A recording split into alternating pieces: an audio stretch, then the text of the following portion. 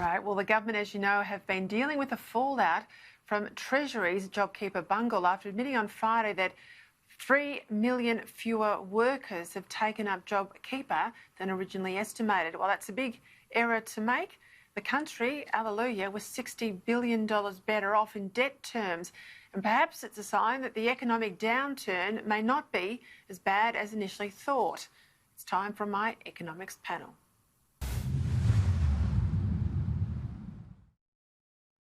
Joining me now from Sydney is the Australian's economic editor, Adam Creighton, and founder of the investment newsletter, The Switzer Report, Peter Switzer. I'll start with you, Adam. You know, good news and a bungle in sense. The error went the taxpayers' way. Do you think this tells us that perhaps the economic impact from the pandemic is better than initially thought?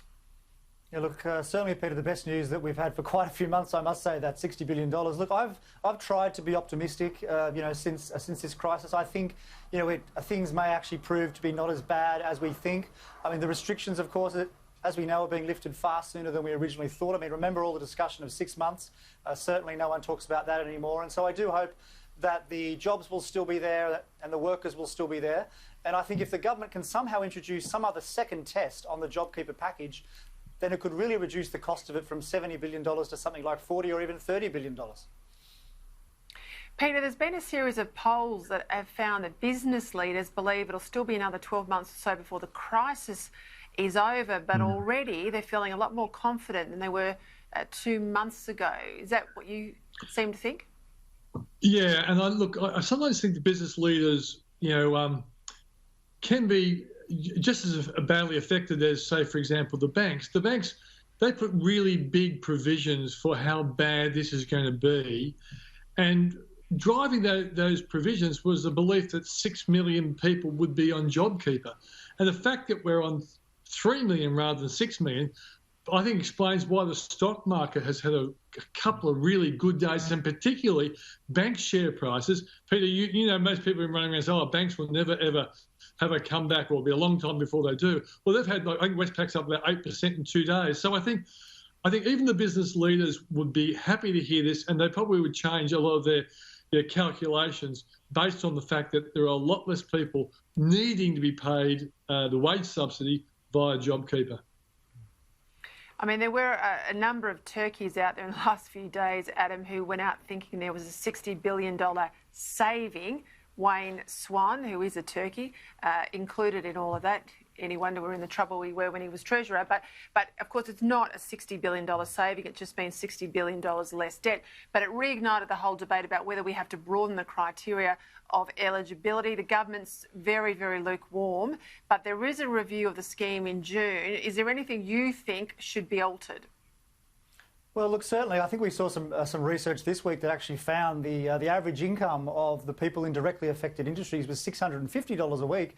And, of course, the JobKeeper payment is $750 a week. So, there is one area where it's just so generous. I would argue far more generous than it needs to be.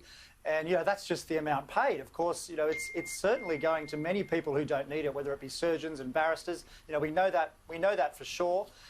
So there's plenty of scope to seriously pare back the cost of the scheme from $70 billion. And I just hope that the government in that review introduces a test, say the same test in March, the 30% rule. Well, let's have it again in June. And certainly many businesses will not satisfy it in June. And if they don't satisfy it in June, then the workers shouldn't get the payments. We really have to wean ourselves off this extraordinary injection of free money, if you like, in inverted commas, into the economy as soon as possible. Adam's right, Peter. A lot of young people have had more money on this government welfare scheme than they were earning when they're out there in the workplace. There was a story in the Australian Financial Review at the start of the week of a trendy sort of sneaker shoe manufacturer who said they have never had better business. It's gone through the roof. All these kids are coming in with their COVID money and spending up big. I mean, should it be wound back in relation to young people or the quantum overall? Yeah, look, I think that it really has to be looked at carefully. I was doing a radio interview in Perth, and a small business person rang up who's really getting back to work, and her casuals have basically said to her, not interested in coming back, because they're not only on JobSeeker, they've got the coronavirus you've got the coronavirus supplement as well. So they're getting more money, and why would they come back to work? So I think there's going to have to be a very serious review, particularly if the government believes that the economic momentum is the economic contraction is a lot less than they're expecting, say, 2 weeks or even 4 weeks ago. Yeah, this is why, Adam, I don't know where you were at the start of the debate, but I certainly was arguing it should be based on some level of percentage terms of real wages, because I feel for someone with a couple of kids and a mortgage who are getting a lot less than they earned before this crisis hit, government-induced crisis. Then you've got all these uni students running around and getting 3, 4, 5 times what they were earning before they went to uni.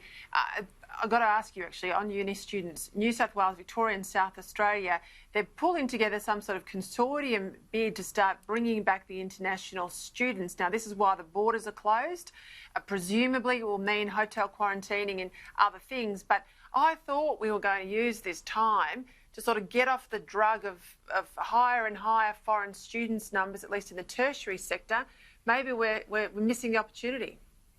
Yeah, look, I think there's a silver lining. I basically agree with you. I think the universities, especially the G8, the more prestigious ones, have basically been pursuing foreign students at the expense of Australian students, and I think the figures basically spell that out. The rivers of gold from foreign students have dried up, and I think that's in a sense a good thing. A time for some introspection, basically, about what the purpose of these still very heavily publicly funded universities are, and to focus more on training our own students. And look, I think, regardless of whether they can bring some students over or not, the reality is there's an enormous hundreds of $1 million per university basically are going to be lost from the G8. And so, they're going to have to reevaluate regardless. Peter, self-funded super funds, they've really suffered a big hit, $70 billion, they say now in the March quarter. How are they going to turn this around? Well, fortunately, it is actually starting to turn around, Peter. The March quarter was terrible, but the stock market rebound, like we moved out of bear market territory. See, we were down 38% at its worst, and a lot of self-managed super fund people are heavily exposed to the stock market, particularly chasing dividends. And the banks, of course, have all announced that they're either deferring or cutting their dividends as well. So I think the fact that the market's rebounded and we're now something like 19 or 18% down, it means that the magnitude of the problems seen in March has been reduced to a certain extent, but I really hope it keeps on going. We don't need a second wave and another drop down of the stock market, that's for sure. No, on health or economic terms, gentlemen. Adam Creighton, Peter Switzer, thank you very much for your time tonight.